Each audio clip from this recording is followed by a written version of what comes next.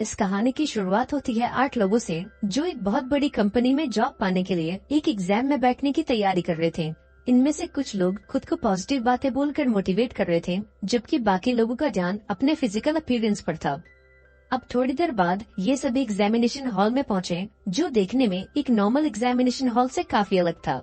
इस कमरे की रोशनी काफी कम थी और इसके हर एक कोने में सिक्योरिटी कैमरास लगे थे। और तो और इस कमरे में मौजूद गार्ड के पास एक गन भी थी। अब इस गन को देखकर सभी लोग थोड़े नर्वस हो गए, लेकिन किसी ने इस पर कोई विरोध नहीं किया। अब थोड़ी देर बाद एक आदमी कमरे में एंटर हुआ और सभी कैंडिडेट्स का वेलकम किया। दरअसल ये सभी लोग कई सारे एग्जाम्स को पास करके यहाँ तक पहुँचे थे और इस जॉब को पाने के लिए इन्हें इस आखिरी एग्जाम को भी पास करना था। अब इस आदमी ने खुद को इन्विजिलेटर बताकर इंट्रोड्यूस किया और सभी को एग्जाम के रूल्स बताए। इन रूल्स के मुताबिक इस कमरे के अंदर बाहरी दुनिया का कोई भी कानून लागू नहीं होगा और टाइमर शुरू होने के बाद ये ना तो इस गार्ड से बात कर सकते हैं और ना ही इस इन्विजिलेटर से। और अगर किसी ने ऐसा किया तो उन्हें इस एग्जाम से डिस्क्वालीफाई कर दिया जाएगा।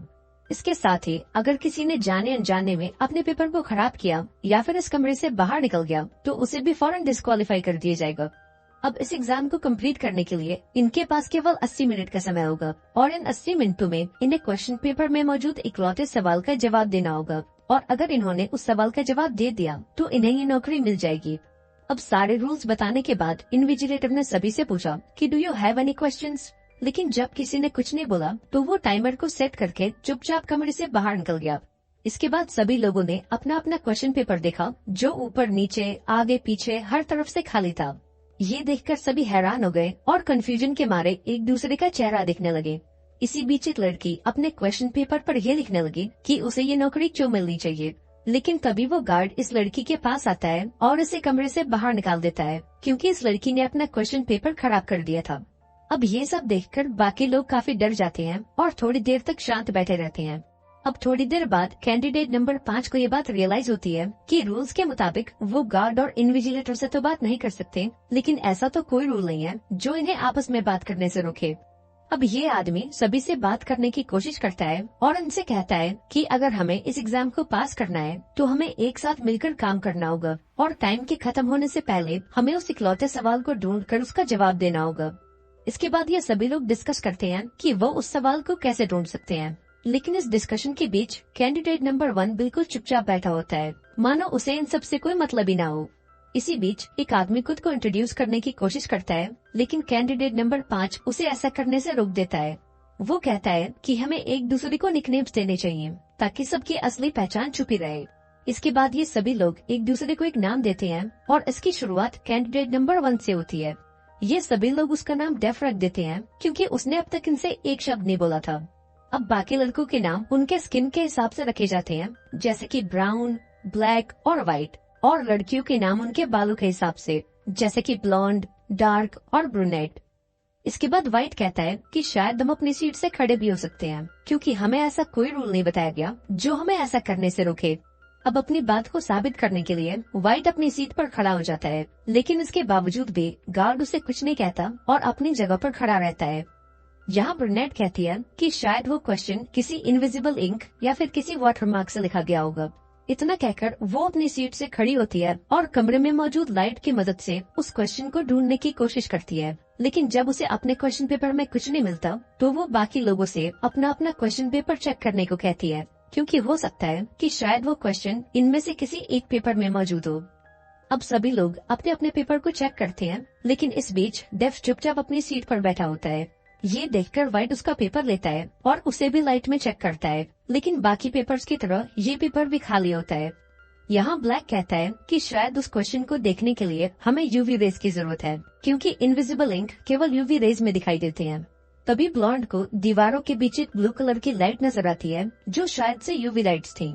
इसके बाद ये सभी लोग एक स्विच बोर्ड को ढूंढने की कोशिश करते हैं ताकि वो उन ब्लू लाइट्स को ऑन कर सके, लेकिन बदकिस्मती से पूरे कमरे में ना तो कोई स्विच बोर्ड था और ना ही कोई बटन। इस पर ब्लैक कहता है कि शायद वो ब्लू लाइट्स इमरजेंसी लाइट्स हैं और उन्हें ऑन करने के लिए हमें कमरे की बाकी लाइट्स को ऑफ करना होगा। अब चूंकि कमरे में कोई स्विच बोर्ड नहीं है, इसलिए इन्हें सभी बल्ब्स को तोड़कर कमरे में अंधेरा करना होगा। हालांकि ब्राउन को ये प्लान काफी रिस्की लगता है, इसलिए बाकी लोग इस प्लान के लिए वोट करते हैं और इस वोटिंग के हिसाब से इन्हें बल्ब्स को तोड़ने का रिस्क लेना चाहिए। अब सभी लाइट्स को तोड़ने के बाद कमरे की ब्लू लाइट्स ऑन हो जाती हैं, क्योंकि वो सच में इमरजेंसी लाइट्स थीं। अब डेफ को छोड़कर बाकी लोग अपने क्वेश्चन पेपर को चेक करते हैं, लेकिन अब भी उन्हें वो क्वेश्चन दिखाई नहीं देता। अब इस पर सभी लोग काफी उदास हो जाते हैं, क्योंकि 80 में से 20 मिनट ऑलरेडी गुजर चुके थे और अब इनके पास केवल 1 घंटा बचा था।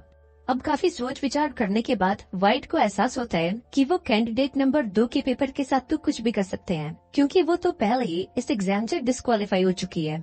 इसके बाद वो उसके डेस्क पर आता है और पेंसिल से उस पेपर पर शेड करने लगता है, ताकि अगर उस पर कोई क्वेश्चन छुपा हो तो वो उभर कर बाहर आ जाए। लेकिन इतनी मशक्कत के बाद भी इन्हें उस क्वेश्चन का कुछ पता नहीं चलता। इसके बाद व्हाइट पेपर को 4 हिस्सों में बांट देता है, ताकि बाकी लोग उस पर अलग अलग एक्सपेरिमेंट कर सकें। इसके बाद वो एक पेपर का टुकड़ा लेकर रूम के कोने में जाता है और उसे अपने टॉयलेट से गीला कर देता है, इस उम्मीद में कि शायद ये पेपर लिक्विड एक्टिवेटेड हो। हालांकि व्हाइट का ये आइडिया भी फेल हो जाता है और इस टॉयलेट वाली हरकत के लिए बाकी लोग उसे खूब गालियां बकते हैं। अब अभी ये लोग अपने अगले मूव के बारे में सोच ही रहे होते हैं कि तभी ब्लैक और व्हाइट आपस में लड़ने लगते हैं, पर तभी उनकी नजर डेफ पर जाती है, जो अपनी सीट पर बैठकर रो रहा होता है। इसके बाद वो कुछ बोलने की कोशिश करता है और सभी को बताता है कि ये पेपर्स हमारी इमेज को रिफ्लेक्ट कर रहे हैं, लेकिन डेफ इन बातों को फ्रेंच में कह रहा होता है, इसलिए किसी को कुछ समझ नहीं आता और कोई भी उसकी बातों पर ज्यादा ध्यान नहीं देता। अब यहाँ ब्राउन अपनी एक थ्योरी देता है और सभी से कहता है कि शायद हम किसी एग्जाम में नहीं बल्कि एक बेटिंग शो में बैठे हैं और इस कंपनी के बोर्ड मेंबर्स हमें ऐसे तड़पते हुए देखकर मजे ले रहे हैं। इस पर डार्क नाम की एक लड़की ब्राउन से कहती है कि नहीं, ये कंपनी ऐसी बिल्कुल भी नहीं है और इस कंपनी का सीईओ हर एक चीज पर नजर रखने वाला और अपने उसूलों का पक्का है। अब डार्क की इन बातों से इतना तो क्लियर हो चुका था कि उसे कंपनी के बारे में कुछ तो पता है जो बाकी लोगों को नहीं पता।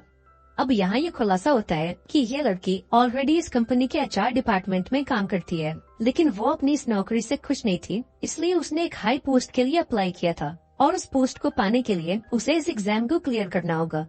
इस पर व्हाइट कहता है कि उसे ये जॉब खुद कंपनी वालों ने ऑफर की थी, जबकि बाकी लोग बताते हैं कि उन्होंने इस जॉब के लिए खुद अप्लाई किया था। अब इन सभी लोगों में एक बात कॉमन थी कि ये लोग इस कंपनी के बारे में कुछ नहीं जानते थे। दरअसल कंपनी द्वारा भेजे गए ईमेल्स में ये बात साफ साफ लिखी थी कि जब तक कैंडिडेट इस एग्जाम को क्लियर नहीं कर लेता, उसे कंपनी के बारे में कोई भी जानकारी नहीं दी जाएगी। यहाँ डार्क सभी को बताती है कि इस कंपनी का नाम बिरॉग है और ये दुनिया की सबसे बड़ी फार्मास्यूटिकल कंपनी है और इसका मंथली टर्नओवर $20 बिलियन का है। दरअसल कुछ साल पहले जब दुनिया में पैंडेमिक की शुरुआत हुई थी, तब इस कंपनी ने उस वायरस का एंटीडोट बनाकर दुनिया भर के लोगों की जान बचाई थी। इसके साथ ही इस कंपनी ने एक ऐसे मेडिसिन की खोज की है जो इस दुनिया की किसी भी बीमारी को ठीक कर सकती है। अब थोड़ी देर बाद ब्रूनेट कमरे में लगे फायर अलार्म को देखती है और उसे देखकर इसके दिमाग में एक ख्याल आता है। ब्रूनेट सोचती है कि अगर हम इस अलार्म को एक्टिवेट कर दें और कमरे में पानी की बारिश कर दें, तो शायद उस पानी के चलते हमें क्वेश्चन पेपर में लिखा हुआ क्वेश्चन दिख जाए। इसके बाद वो गार्ड के पास गई और उसकी जेब से एक लाइटर निकालकर अपने डेस्क पर चढ़ गई, लेकिन ब्रूनेट की हाइट थोड़ी कम थी, इसलिए वो उस फायर अलार्म तक पहुंच नहीं पा रही थी। इसी बीच व्हाइट ने उसे एक पेपर दिया और ब्रूनेट ने इस पेपर को जलाकर फायर अलार्म को एक्टिवेट कर दिया। इसके बाद सभी लोगों ने अपना अपना क्वेश्चन पेपर देखा, पर वो अब भी पहले जैसा ही था। इसी बीच वो गार्ड ब्रूनेट के पास आता है और उसे इस कमरे से बाहर निकालने लगता है, क्योंकि उसने जिस पेपर को जलाकर फायर अलार्म को एक्टिवेट किया था वो खुद उसका क्वेश्चन पेपर था और व्हाइट ने बड़ी चालाकी से उसे इस एग्जाम से डिस्क्वालीफाई कर दिया था। अब व्हाइट की इस हरकत पर ब्लैक को काफी गुस्सा आता है और वो व्हाइट की ओर बढ़ते हुए कहता है कि I should punch your lights out, और उसके ऐसा कहते ही कमरे की सारी लाइट्स ऑफ हो जाती हैं। अब यहाँ इन सभी को एहसास होता है कि कमरे की सभी लाइट्स वॉइस एक्टिवेटेड हैं। इसके बाद ब्राउन लाइट्स को दोबारा से ऑन कर देता है और सभी से सावधान रहने को कहता है। अब इसी बीच डेफ ये सब देखकर काफी नर्वस हो जाता है और अपनी सीट पर बैठे बैठे रोने लगता है। ये देखकर व्हाइट उसके पास जाता है और उसे बहुत ही बुरी तरह से बुली करता है। वो डेफ को इतना परेशान करता है कि तंग आकर वो अपने पेपर को चबा जाता है। अब रूल्स के मुताबिक डेफ को भी कमरे से निकाल दिया जाता है और अब इस कमरे में केवल 5 लोग रह जाते हैं। अब व्हाइट की इन हरकतों को देखकर ब्लैक के सब्र का बांध टूट गया और उसने व्हाइट को एक पंच मारकर उसे बेहोश कर दिया। इसके बाद सभी ने मिलकर व्हाइट को एक कुर्सी से बांधा और एक टाई की मदद से उसका मुंह बंद कर दिया। अब थोड़ी देर बाद जब व्हाइट को होश आया तो वो कुछ बोलने की कोशिश करने लगा। ये देखकर डार्क ने वो टाई खोल दी और व्हाइट को बोलने का मौका दिया। यहाँ व्हाइट कहता है कि तुम मुझे मेरी दवाई दे दो वरना मेरी जान चली जाएगी। अब यहाँ ये खुलासा होता है कि व्हाइट को एक खतरनाक बीमारी है और उसे जिंदा रहने के लिए हर घंटे एक दवाई खानी पड़ती है। यहाँ व्हाइट कहता है कि मुझे उस क्वेश्चन का पता चल चुका है और अगर तुम मुझे वो दवाई दे दोगे तो मैं तुम्हें वो क्वेश्चन बता दूंगा। ये सुनकर ब्लैक उसकी पॉकेट्स को चेक करता है, लेकिन यहाँ उसे कोई दवाई नहीं मिलती। इसी बीच व्हाइट दोबारा से बेहोश हो जाता है और उसकी पूरी बॉडी कांपने लगती है। ये देखकर ब्लैक कहता है कि उस बीमारी के चलते व्हाइट को मिर्गी के दौरे पड़ रहे हैं और अब इसके पास ज्यादा वक्त नहीं है। अब ये सभी लोग फौरन उस दवाई को ढूंढने में लग जाते हैं और इसी बीच एक लड़की को वो दवाई ब्राउन के टेबल से मिलती है और इसका मतलब ये था कि ब्राउन ने जानबूझकर व्हाइट की ये दवाई छुपा दी थी। इसके बाद ये लड़की व्हाइट को दवाई खिलाने की कोशिश करती है, लेकिन लास्ट मोमेंट पर ब्राउन उस दवाई को एक वेंट में फेंक देता है। अब बाकी लोग फौरन उस दवाई को निकालने में लग जाते हैं, जबकि दूसरी ओर ब्रूनेट कैमरे के पास जाती है और इन्विजिलेटर से व्हाइट की जान बचाने को कहती है। अब चूंकि ब्रूनेट ने इन्विजिलेटर से बात कर ली थी, इसलिए रूल्स के मुताबिक उसे भी इस कमरे से बाहर निकाल दिया गया। अब ब्रूनेट के जाने के बाद ब्लॉन्ड एक सेफ्टी पिन को यूज करके उस दवाई को बाहर निकालती है और व्हाइट को वो दवाई दे देती है।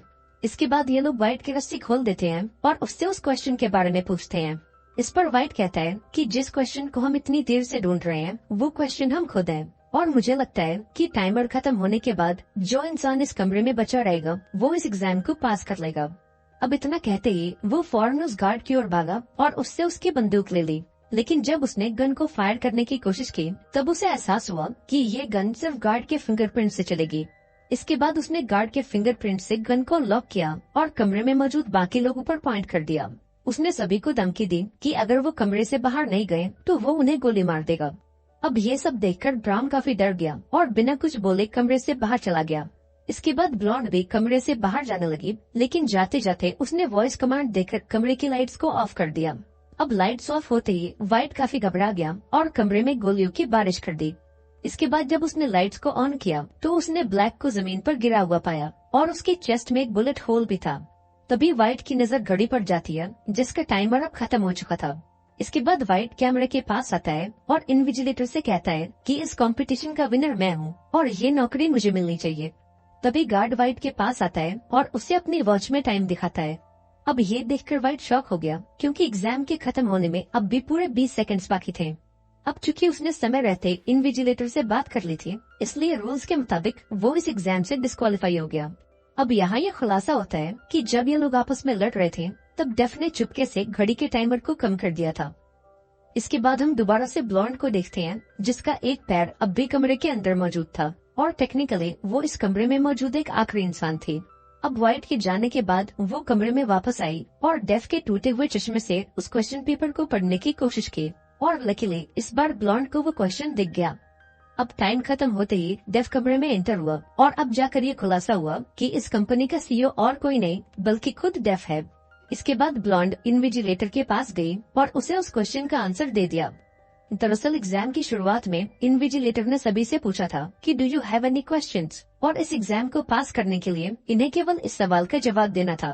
फाइनली ब्लॉन्ड ने इस क्वेश्चन का पता लगा लिया और समय रहते इसका जवाब दे दिया। अब ब्लॉन्ड का जवाब सुनकर डेफ उससे इम्प्रेस हो गया और उसने ब्लॉन्ड को इस कंपनी की सेक्रेटरी बनने का ऑफर दिया, लेकिन उसने इस ऑफर को ये कहकर ठुकरा दिया कि वो एक ऐसी कंपनी में कभी काम नहीं करेगी जो एग्जाम के नाम पर लोगों की जान लेती है।